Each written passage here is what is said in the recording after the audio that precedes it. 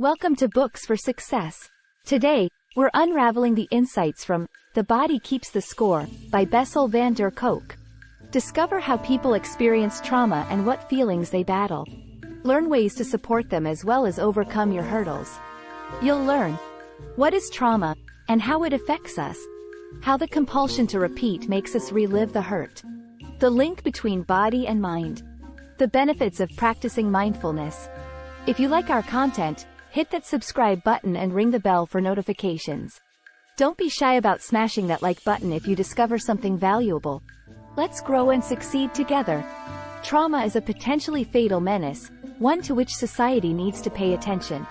Trauma has the power to disrupt and destroy one's life, and therefore, we need to know more about it. Traumatic experiences come from events that cause deep pain, sorrow, and sadness. If a person is traumatized, they suffer the risk of depression and even death.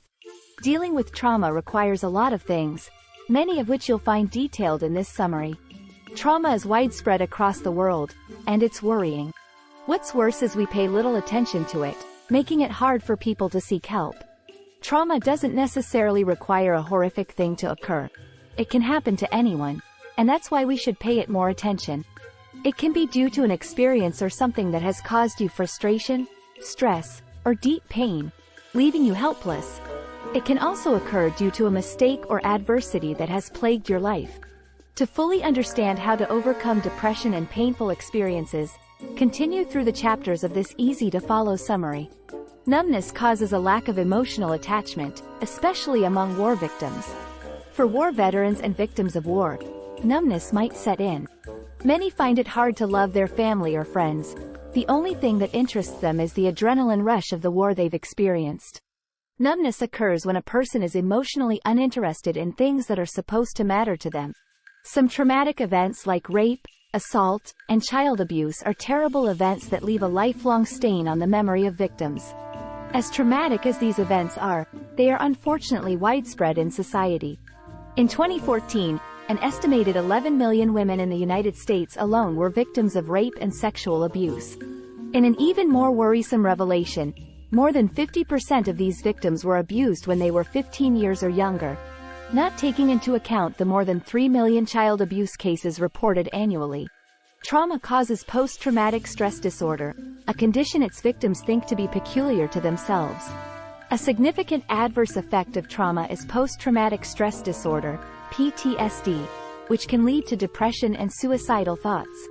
A patient of Bessel van der Kolk was left with his baby, and all was going well until the baby started crying. The baby's cry triggered the traumatic events he experienced during the Vietnam War, as babies cried to death in agony. The traumatic event overpowered his imagination, and he started panicking. Alongside the trauma itself, traumatized people find it hard to trust and associate with anyone who hasn't experienced and shared the same suffering. Bessel van der Kolk, MD, organized a therapy group for Vietnam veterans to help them overcome their trauma. Even though the group helped the veterans find people to share their experiences with, those who hadn't been victims of the war were not accommodated by the veterans. Traumatized people find it very difficult to trust anyone, and this tells in their relationships with people. Often, they end up losing their connection with loved ones because they just can't find a way to trust anyone anymore. Distressed people can be addicted to pain, and recollection of pseudo-trauma can trigger mass hysteria in people living with PTSD. The compulsion to repeat, as Sigmund Freud put it, is when a traumatized patient derives pleasure from the pain that gave them trauma. When a PTSD patient remembers their trauma, it can cause them to enter a state of mind that makes it seem like the memory is real and happening. In a particular experiment, patients consent to listen to a script recreating their individual traumatic experience. When they hear the script, the instructor asks them to inhale a small concentration of radioactive particles. A brain scan device monitors this activity and allows the researchers to see the exact part of the brain active while the patient remembers the event. Marcia, a 40-year-old teacher, was a participant in the experiment. Her script took her back to the traumatic accident that cost the lives of both her 5-year-old daughter and unborn child. As Marcia listened to her script, she experienced a massive spike in blood pressure and heart rate levels.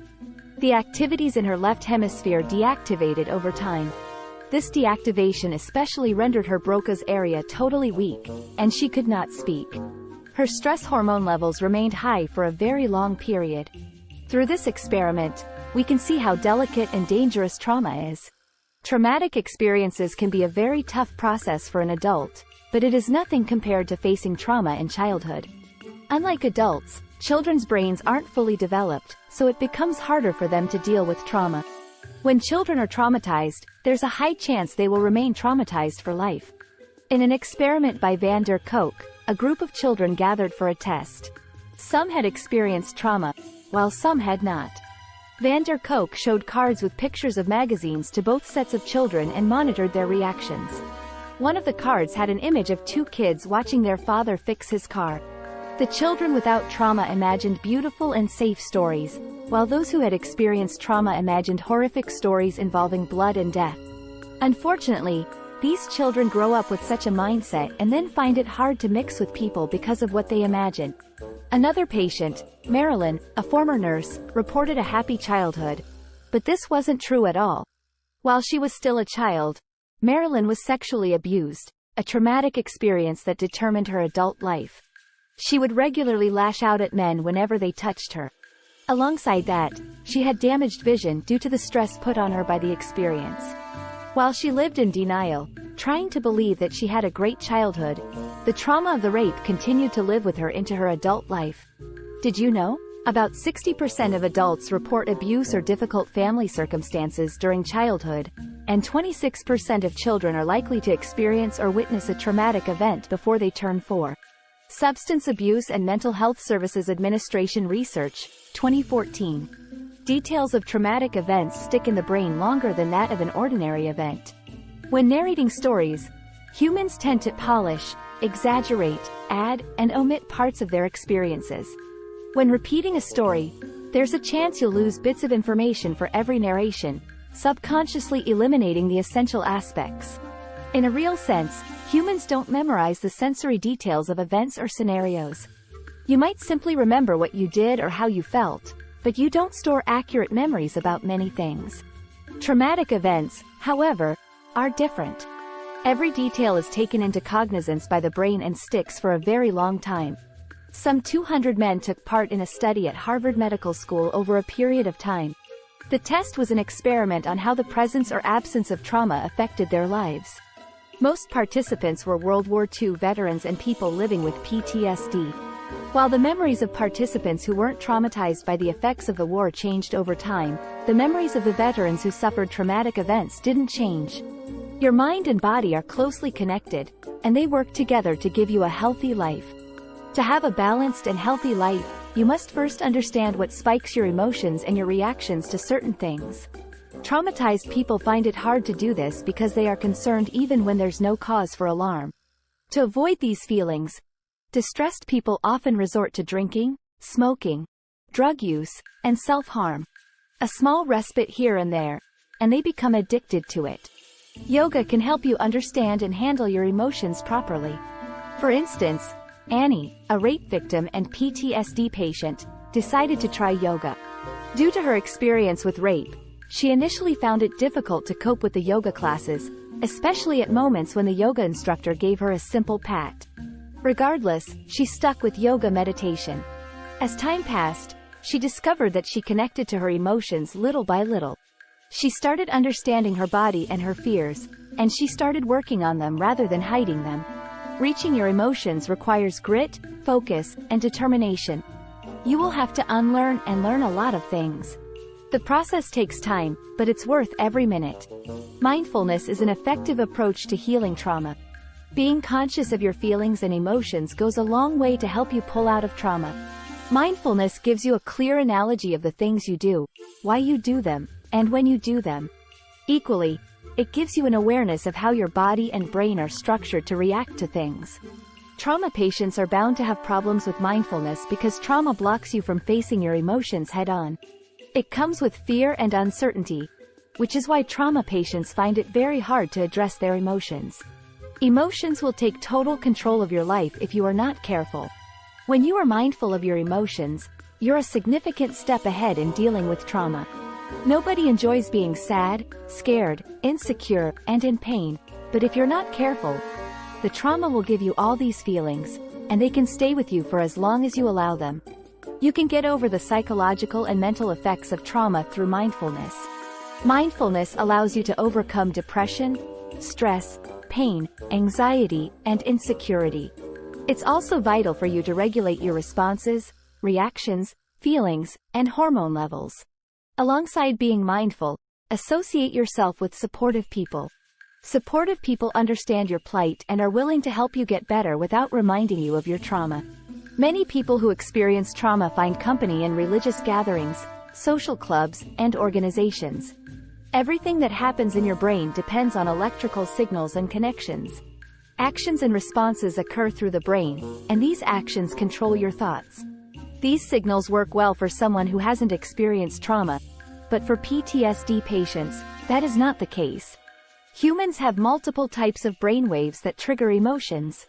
One of the significant types is the alpha wave. Alpha waves are responsible for calmness and a relaxed state of mind. A study at the University of Adelaide in Australia brought together war soldiers who fought in Iraq or Afghanistan. Researchers asked the soldiers how well their alpha waves worked, and they all said that the longer they spent in the war zone, the fewer alpha waves their brains produced. Their brains produced waves that disturbed their calmness, making it difficult to remain relaxed. Neurofeedback requires grit and total focus from the patient. A brain scan is shown to the patient, outlining their brainwaves. The operator explains why they are like that and how they need to make an effort to relax. Immediately, the patient relaxes, and they see the switch in brainwaves, which helps them later. Kendra Lisa is a 27-year-old woman who was abandoned by her father when she was just 3 years old.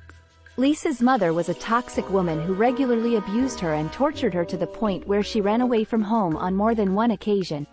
Lisa was placed in several foster homes, but there were days she would sleep on the streets.